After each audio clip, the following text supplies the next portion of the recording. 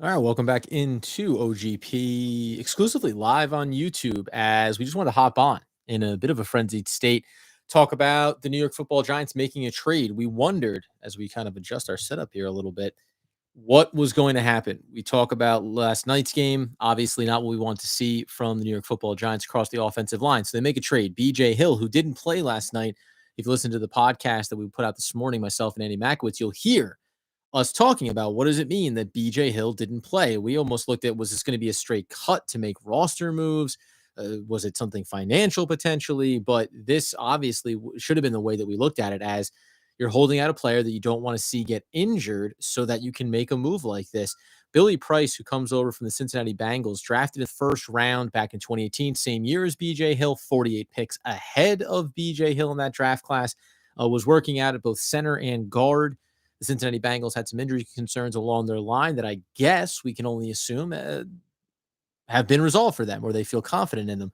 So they make a move that helps them out, certainly on the defensive side of things, gets a little bit better there in between the tackles on the defensive front. And for the New York Football Giants, the real question, I guess, has to become here.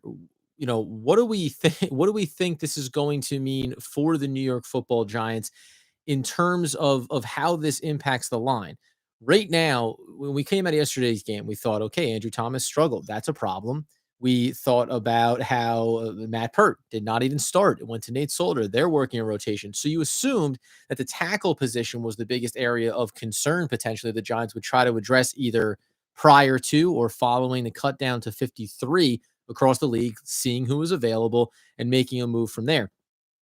Now, though, when you talk about bringing in a player that has worked at both guard and center, you have one of two possibilities. You look at the guard position and you say, well, Shane Lemieux, is he going to be 100% healthy and back on the field? How confident were the Giants in him at the left guard position?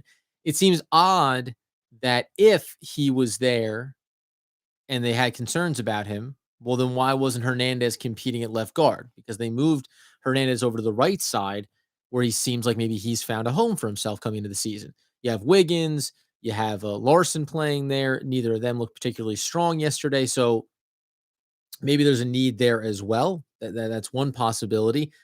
The other, I guess, possible answer would be that Nick Gates could be in movement here across this line. Remember, he played at right tackle before they shifted him into guard, before they shifted into center. He has experience across this line. That seems unlikely, given the fact that we know that once you get that relationship established between center and cornerback, you certainly like to maintain that as much as possible. A little bit younger, 26, Billy Price, certainly. So maybe you can foster that, but it just seems like that might be a stretch here, 2 weeks out from the start of the season to bring in a new center. But theoretically, if you look at the starting offensive line and you say, well, what if I could plug in this newcomer at the center position? Does that mean that I might like Nick Gates at right tackle more than Pert? And then this is obviously writing on the wall that Pert's time could come to an end, or he needs more development, etc. You could kick Gates to guard. You could use Billy at either one of the guard spots too. So it's a little bit tentative here for me to determine where exactly the Giants are going to go here. This could be just the first of multiple moves. So if you go very direct and say, okay, we're going to have ourselves a new starting left guard, this could be indicative of the concerns around Shane Lemieux and his health, or just the long term. Was he going to be the starter that you had confidence in?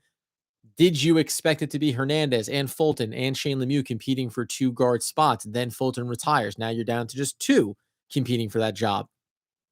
You can't necessarily find a lot inside of the opportunities as far as out on the market to replace a player like Fulton. So you go with what you have for the time being. From the BJ Hill side of it, I'll just say that I think we talked about this on the podcast too. We put that out this morning before this trade happened. But when we talked about it, if you think about, you have Raymond Johnson the third, you saw Moa play yesterday, you have Austin Johnson, you have Danny Shelton, and I'm not talking about exclusively just at the nose tackle. Obviously, we're talking in behind Leonard Williams and in behind Dexter Lawrence, but it just seemed like you had a nice collection of players there where someone like BJ Hill, who wasn't going to get brought back on a second contract anyway, this is the type of move that maybe a much different level because Dalvin Tomlinson had such a strong season last year for us. But this is the kind of thing where you say, do you want to make sure you get value out of a player like Dalvin Tomlinson? You think about trading him last year, maybe before the deadline, so that you don't see him walk in free agency. BJ Hill, far less attractive of a piece, but I think, you'll see him get a respectable contract if he has another good year. Cincinnati Bengals get him there, and just think the Giants felt comfortable with the depth. So moving that makes way more sense than when some personalities, Art Stapleton, well regarded, but when he was talking about looking at Darius Slayton and trading him away, or looking at Darnay Holmes and trading him away, I think you're talking about two positions on the roster. Wide receiver may have depth theoretically, but as we know, with Kenny Golladay dealing with injury concerns, we saw ankle concern there for Darius Slayton last night. Add in the fact that Evan Ingram also had a little bit of a tweak there. Kadarius Toney hasn't been on the field yet. Sterling Shepard has his injury concerns, right? So Kyle Rudolph still working way back from injury to make his first appearance. John Ross brought it in for in the offseason, hasn't been on the field yet, right? So all of these players in that room give you pause around the idea of saying, hey, let's take our third best wide receiver. At least right now in this moment, we expect Kadarius Toney to be a real weapon for this offense, but let's take our third best receiver and get him out of here, and then essentially say who's going to be number 3 now.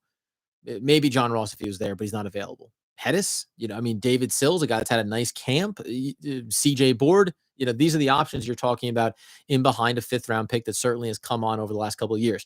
So, that's the state of the wide receiving group and why you wouldn't make that move. Likewise, in the cornerback group, I just don't think that you bail on a player like Darnay Holmes at this stage, especially when he was having a strong camp. So, those are the things that just come to mind immediately with the other areas that some people were talking about making a trade.